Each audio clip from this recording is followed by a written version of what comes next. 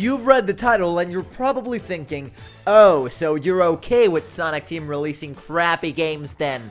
Yes, I am. Cry about it. No, I'm not okay with crappy games, but the title is correct.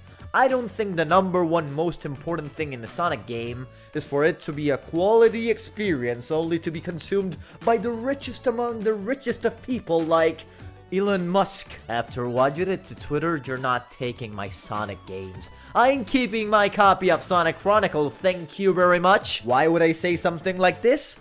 Well, why don't we take a look at a bunch of the Sonic games that make me think like this? Sonic CD is the weirdo among the main 4 classic Sonic games. While the other 3 have a nice balance between platforming, speed, and a really solid level design in general, CD opted to include the scrap time travel mechanic from Sonic 2, meaning that during a level, you can travel between the past, present, bad future, or good future. So the levels had to be different but similar in their different versions, so that it's not forced to go from one point to another. I think that's the reason for the level designs in this game to be less conventional and kind of bumpy. They don't flow as well as the ones in the other games, but I would say they visually convey an almost dreamlike feel. Their saturated colors and unpredictable layouts really catch my eye and help me enjoy the ride even if there's bumps around the road. I think the Japanese soundtrack of the game also helps me feel like that in a sense. And this game feels so complete having us meet for the first time Metal Sonic and Amy. It feels personal to have Sonic's first important rival and his love interest to appear here for the first time. And those intro and ending animations by Toei, Junio, are just a cherry on top. I can't stop looking at them, even though I'm super happy that we're now consistently getting 2D animations for new Sonic games. None of them are at the level of Sonic CDs, if you ask me. Sonic R is notorious for being too short and for having very slippery controls. And I don't know what to tell you, but I don't think being short is such a big deal. Telling me from the voice recording! I would even say that the layouts aren't the greatest, really. They're a little bit random if you ask me, but at the same time, it's so satisfying to find all its hidden secrets, and to master the game enough for me to be able to beat it and unlock all the hidden characters in an hour made me feel so good too. The stages are beautiful, and the songs. Oh my god, TJ Davis, you can take my ears! It's such a shame that this game only has 5 tracks and didn't need more of her songs. Or it would be if Metropolis Street Racer didn't also have Eurodance songs with her as the singer that are at the same or even better level. The atmosphere is definitely the best part of Sonic R, and a huge part of that is thanks to its soundtrack. I used to hate Sonic Advance 2 so much. It's a really uphill experience, because the levels expect you to know them perfectly if you don't want to keep messing up and getting game overs. And don't get me started on how hard it is to get to the special stages with those 7 coins that are scattered all around the levels. But when you do know these levels and coin placements perfectly, OMG, it's so enjoyable. Should the game be designed in a way that forces you to know them better than you know your mother? No! Did I start loving the game more than any other portable Sonic game after I did? I think so?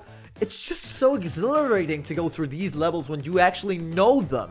I love it! I really love it! How about the storybook games? Surely controlling Sonic by moving the Wiimote is too much for anybody to enjoy the game, right? And come on, Sonic with a sword. Sega, didn't you learn from giving Shadow a gun in 2005? Well, I really like these games. Their raw art styles, those cutscenes that are like a moving comic, the stories that they tell you. The levels might not be the most interesting in the franchise gameplay-wise, but they're still so enjoyable to me. I love traveling with my favorite video game character to such different worlds. Seeing him interact with the people from those places creates such amazing situations. He leaves a mark like nobody else's. We all know how Sonic 06 didn't perform the best. Heck, we could say the state it came out in is basically a beta of what the game should have been. The controls are super uncomfortable, the animations are rigid, the levels feel like they're trying to make you fail. But when you get past that, you might notice, this is the beta of an amazing game. Of course, this is not the state in which I wish to play the game, but I can still appreciate the amazing levels that we traverse, all of the character interactions, and the great ambition that this reboot of the franchise has. Again, and I can't say this enough, this title shouldn't be like this. But that's not going to stop me from enjoying the amazing things that it does have going for it. Before we finish, let me talk to you about the opposite example, Sonic Forces. This game has a lot of lost potential. It could have been much more epic and exciting to play, and it feels like a small part of what it could have been. But do you know what it doesn't lack? Quality. Have you run into any bugs during the game? Has Sonic Forces ever felt unfair to you while playing? No!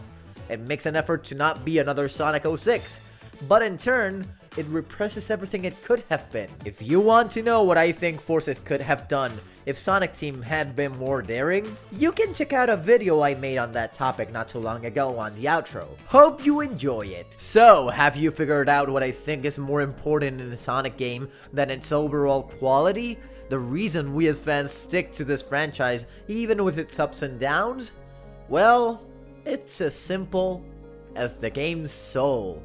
The will of the developers to offer something that's meaningful to them in their project. You can make the most polished thing in the world for us, but if it's void of substance, people are just going to describe it as mediocre. And some would argue that's worse than a bad game. I like Sonic Forces because it's an important game to me. The year in which it was released was special to me, and I was very excited to play it. But if you asked me if I'd rather have Sega release a new Forces or a new 06, I would go with the latter any day of the week. Unless you pay me to choose Forces, merch for stuff like Steven Universe and Kingdom Hearts is expensive. This was just something I wanted to talk about because I think we all pay a lot of attention to whether a game is good or bad, but don't really think that much of what it's trying to convey. You're welcome to disagree though. Disagree in the comments as much as you want, and subscribe for more of me pondering about random Sonic the Hedgehog related stuff.